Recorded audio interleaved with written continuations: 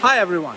Today I want to talk about how remote employees increase their productivity while working from home, when in fact many people prefer to work from the office and they are not used to working from home.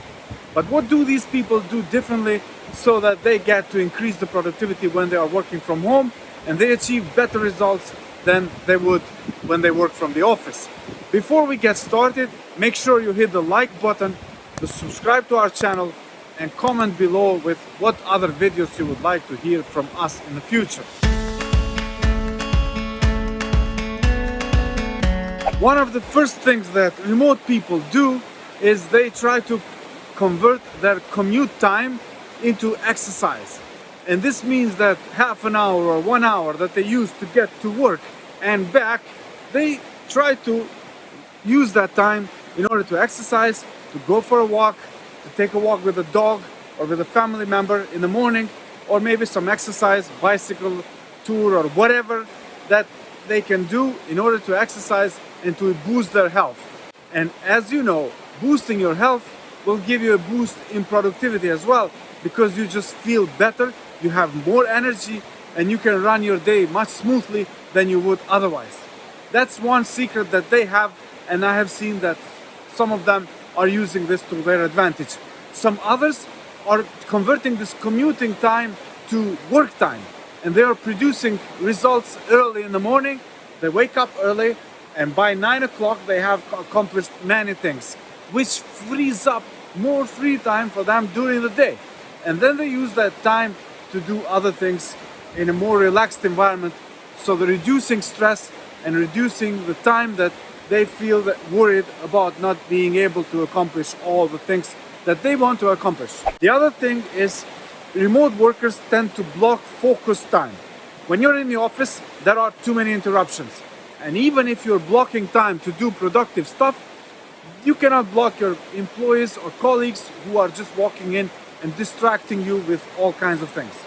And forget about the other distractions as well that we have today in terms of smartphones and emails and messengers and other applications that we tend to use with notifications on. So when you are remotely working, you have a better opportunity to block all these things from your schedule and to focus on what you have to achieve. And by doing that, you make sure that you accomplish great things. You accomplish tasks that are important, that you want to do, and you want to make sure you're finished with them before you start to talk to people and interact with others who otherwise would distract you when you don't want to be distracted. And nothing is impossible here. Basically, you can tell people that you will not be available during the whole day, but you will be available the next day. The other thing that remote workers do is they schedule meetings. They schedule regular meetings, and too many times these meetings can be even shorter ones, 15 minutes, 30 minutes, because meetings are something that contribute to the routine. And when you're at home, working from home, you miss that office routine. So you want to create something that creates a routine for you. And there's no better way to do that than to set up meetings, but keep them short. You don't have to necessarily have long meetings, because then this is going to turn into a waste of time, and you don't want to do that.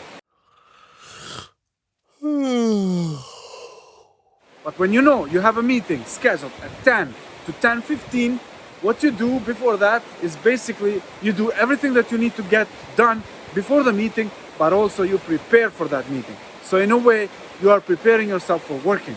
You're not just staying there in a lazy way with pajamas waiting for the day to pass by. You are in a way creating your morning routine, which is very important for you to be productive. The other thing that these people do is also they create some kind of way to let the people know that they are not there for them. So in a way, you can create statuses. If you're using some productive applications like Slack or whatever, you can create a status which says that you're away or you're not reachable within 1 hour. Or you can create an email signature which says you're not going to return emails for 1 day. Or you can create some kind of statuses on social media which tell people that if you don't hear from me tomorrow or today, that's fine, because I'll get back to you in 2 days. And this is fine. It's one way to let people know that, hey, I have something important, I'm gonna get it done, and once it's done, then I'm gonna get back to you. And the last secret that these people have is the fact of trying to lower the confusion, or trying to lower the distraction from self-distraction, because we are the ones that create self-distraction. And have you seen yourself many times when you have important things to do, especially tasks or milestones which are very important, you try to find ways to distract yourself. You keep looking at that Facebook page, you wonder what's happening on Twitter or LinkedIn, you might turn the TV on, you might look at what's happening in your desk or other things. And these are all self-distractions that we create because we are trying to ignore the important, difficult tasks that we have to do. And especially we do this when we don't like the type of tasks that we have in front of us, or when the task in front of us is very demanding. So this is another way to be not productive. So productive remote workers, they know that they need to limit all the self-distracting methods or things that they do which turn them away from what they have to do right now. So that's very important as well. And those are the 5 secrets that I have seen successful remote workers do, and I don't see any reason why you cannot apply those to yourself as well. Because working in an office is different, and working from home, it has to be more productive. Otherwise, it's not worth it. So try to see if you can improve, and if you do, give me a shout out in the comment section below. Like this video and make sure you subscribe to our channel for more in the future. Before I go, I'm going to leave you with this nice water coming from the mountains from a source which is beautiful.